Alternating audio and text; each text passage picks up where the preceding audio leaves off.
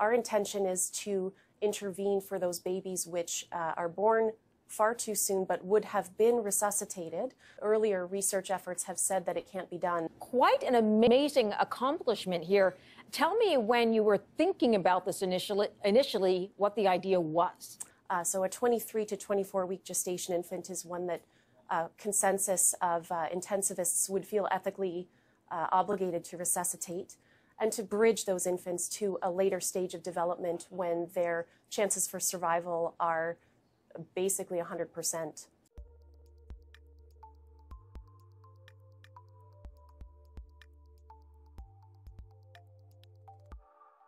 Alone. Keep our wombs alone. Keep our wombs alone. Keep your rosaries off our ovaries. Keep your rosaries off our ovaries.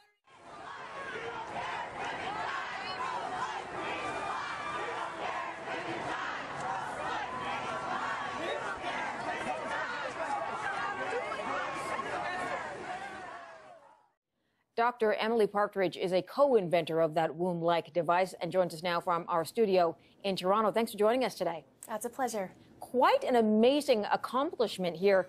Tell me, when you were thinking about this initially what the idea was.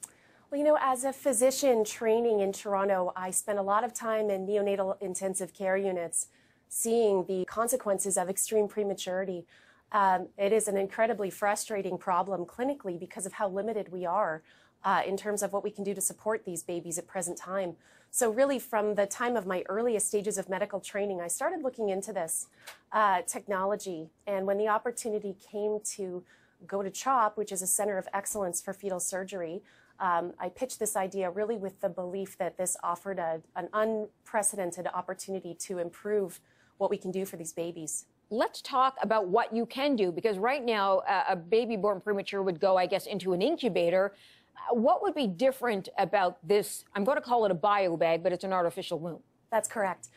Presently, infants that are born at the cusp of viability are faced with a lot of problems because of how immature the organs are. One of the biggest hits is the lungs. They're really not ready to breathe air yet. A fetus in utero is surrounded by fluid and actually breathes that fluid. This is part of how the fetus grows lungs and the muscles required to breathe. So when these little ones are born, quite often they're not able to support ventilation on their own. They require intubation, connection to a mechanical ventilator for gas-based ventilation. And really what that results in is an arrest of lung development. So even in those patients who do survive, they are faced with a lifelong limitation due to the lung disease that results from this intervention. What the artificial placenta represents is really an environment where the fetus can continue to be submerged in fluid. The lung development can continue as it would in utero. And from what we've seen in the lamb studies, this translates to an astonishing improvement in their lung maturation and function. How hard was it to create amniotic fluid for that womb? It was challenging. We looked at a lot of research on what constitutes amniotic fluid. We had a lot of dry runs and a lot of hours on the bench trying to produce this. The quantities required for the level of experiments to maintain an animal for 4 weeks requires hundreds of liters of fluid. So even just working out how to make that much fluid in the lab was a challenge. But we have been very gratified that we stuck with it. A lot of earlier research efforts have said that it can't be done. We felt it was really important to achieve fluid incubation in a sterile way. So that is one of the big innovations of this prototype. You mentioned that inside the lamb would be breathing the fluid. What about nutrition? So we feed the lambs as well through the circuit. They receive intravenous protein, carbohydrates, and fats, and that's very similar to what the neonates would be given presently in the NICU. All right, so let me ask you, because obviously you built this thinking the animal would be in there for 4 weeks' time. Is there a possibility of expanding that time period so one day we could see sort of a fertilized egg grow in a womb, a created womb to full maturation?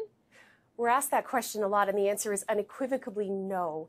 The early events in gestation really absolutely require a mom and a uterus, and any sort of postulation about carrying a pregnancy from embryogenesis through to the development of a fully formed fetus really is in the realm of science fiction right now. Our intention is to intervene for those babies which are born far too soon but would have been resuscitated.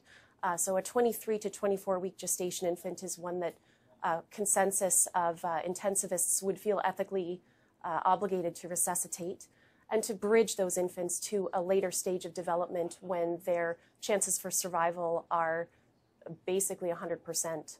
Wow. Dr. Emily Partridge joining us today from Toronto. She is one of the co-inventors of this artificial womb. Very interesting stuff. Thank you for joining us. Congratulations on your work. Thank you very much. Have a good day.